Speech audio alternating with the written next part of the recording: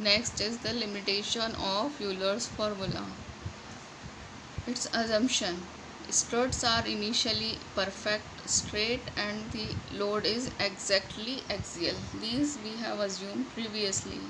So this assumption is also the limitation of a column.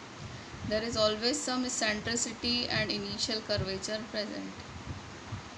It assumes that some eccentricity is there in the column and some curvature is also there. In practice, a strut suffers a deflection before the crippling load. So a strut member first deflects, then the crippling load develops in it. Critical stress, it is denoted by sigma c. Sigma is the denotation of stress. As it is critical, so it is written as sigma c. It is equal to the average stress over the cross section. How we derive the critical stress? So critical stress can be derived from the average of stresses developed on the cross section. So sigma c will be equal to PE by A. Standard formula for this is pi square EI upon LE square multiplied by A. So this comes out to be pi square when we will multiply and divide I, that is the moment of inertia. It can be written as AK square. A is the cross-sectional area and K is the radius of gyration of column. So it can be written as pi square EA into K square upon A LE square.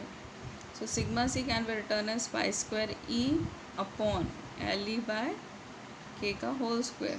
A will cancel out. This is the critical stress value, pi square E upon LE by K whole square. L by K is the slenderness ratio. L by K is denoted as slenderness ratio. Now let us discuss what is the slenderness ratio of a column. Slenderness ratio is the ratio of the length of a column and the radius of gyration of its cross section. It is the ratio of length, that is L we have considered, LE, length of column divided by the radius of gyration, that is small k, of its cross section. It is denoted as L by K. The radius of gyration kx of an area A about an axis x is defined as Ix kx square by A.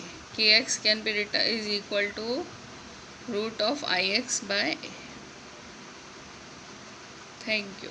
In next class we will discuss the Rankine's formula or Rankine-Gordon formula.